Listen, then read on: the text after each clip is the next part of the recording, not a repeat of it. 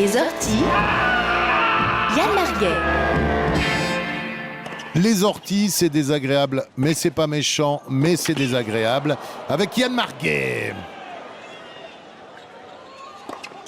Oui, c'est fait, Franck et Roger qui remporte son 18e titre au Grand Chelem, c'est magnifique. Oh, quel champion là, quelle émotion. Oh, il est ému, Roger, il est ému. Allez, tout le monde prend son clavier, fait un statut sur Face. Petite blague, un petit mot pour le champion. Quel joueur, Roger Federer. Mais Roger Federer, c'est quoi? Oui, définition. Roger Federer, c'est le roi de la planète tennis. Ce contexte, c'est le roi de la planète tennis.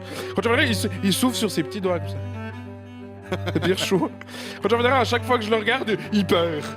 Alors je regarde plus. Roger Federer, il est ému. Roger Federer, ouais, je connais des gars, ils l'ont fermé dans des placards à l'école. Oh, c'est un triso. Roger Federer, il fait une faute directe, puis après 2, puis après 1000. Roger Federer, quand tu l'écris sur un clavier, t'écris tout le temps Federer, c'est chiant. Roger Federer, on critique les pulls de sa femme alors qu'on est en training devant la télé. Roger Federer, il est dopé. Ils sont tous dopés dans ce métier. Roger Federer, ça fait oh non, c'est sûr, alors, non, c'est toujours sympa, non, c'est toujours super, non, c'est sûr, c'est bien sûr, ça. Roger Federer a donc remporté l'Open d'Australie dimanche et c'était beau. C'était beau, du beau jeu, du respect, du suspense. Ah, on l'a trouvé magnifique, notre Roger. Oh, il a bien joué. Dès le premier set, il était dedans, là, il balançait. Oh, quelle classe. Puis 40 minutes après, dans le deuxième set, on le traitait de connard. Mais passe tes premières, enculé. Mais c'est pas vrai, mais qu'il est con. Remonte ta raquette, trop tard. Troisième set magnifique. La précision des trajectoires, la grâce, des déplacements, juste le style, quoi. Le style. Quatrième set, nul. Nul. Arrête de tout le temps jouer sur lui, c'est pas ton pote. Il va perdre. Mais il va perdre, papa, mais oui. Hein, ces petits moments, on le déteste, Roger. Hein. Bah oui, ça arrive. Et là, on commence à les voir, ces défauts au parfait Roger. À commencer par sa femme. Oui, alors je sais, c'est pas sympa, c'est limite, c'est attendu, mais à un moment, faut jouer carte sur table aussi, hein. Parce que vous soyez homme, femme, féministe, misogyne, poissonnier ou Dalai Lama, vous vous l'êtes dit, hein. Vraiment, Roger, hein. Sportif le plus célèbre de son temps et une dragée de baptême. Mais je veux dire, t'as Gwen Stay dans ton stand, merde. C'est horrible, je sais, hein, j'ai honte, mais c'est de l'honnêteté journalistique, hein, qu'est-ce que vous voulez, hein. On dirait la même chose de moi si je me pointais au bal avec Charlize Theron, hein. et vous pouvez le défendre tout ce que vous voulez, la Mirka, vous ferez moins les malins le jour où vous serez le siège derrière elle pendant un match et que vous verrez rien à cause de sa grosse tête, hein.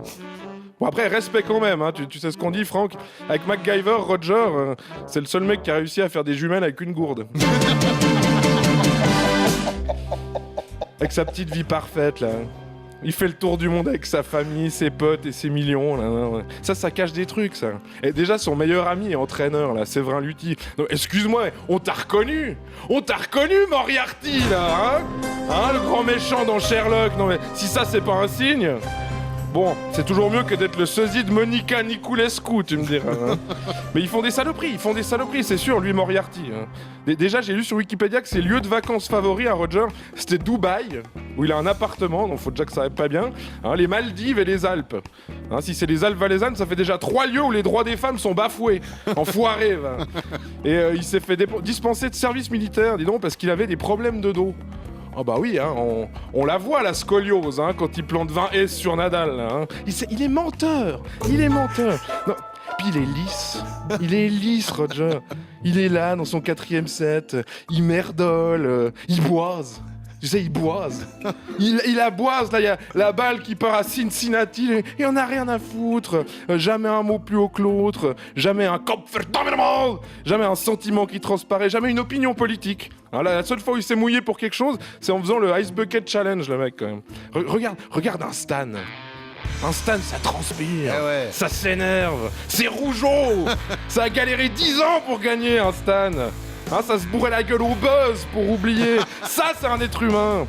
Une espèce de robot là qui trouve tout le monde sympa. Oh, c'est sympa. Oh non, alors, c'est ça. Alors, Rafa, c'est le meilleur champion. Hein, alors, oh, c'est vrai, c'est toujours sympa de le jouer. Hein, oh, tu t'entraînes dur, c'est sûr. Tu tapes normal. Tu regardes le mental pendant 15 ans. Alors, ouais, je peux gagner le match. Alors, c'est vraiment super. Hein.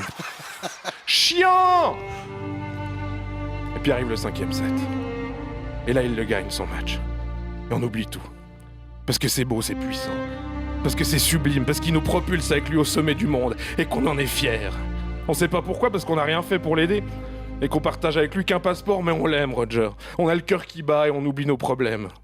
Parce qu'il est magnifique. Il est vibrant, il est puissant. Il est ému! Il arrive à faire exister tout un peuple avec une raquette et des petites balles jaunes. Notre Roger qui gagnait tout à une époque, si bien qu'on trouvait ça normal et qu'il a fallu le voir tout perdre pour se rappeler à quel point c'était précieux. Bravo champion. À la semaine prochaine.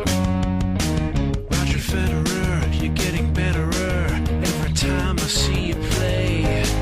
Roger Federer, that's what I said.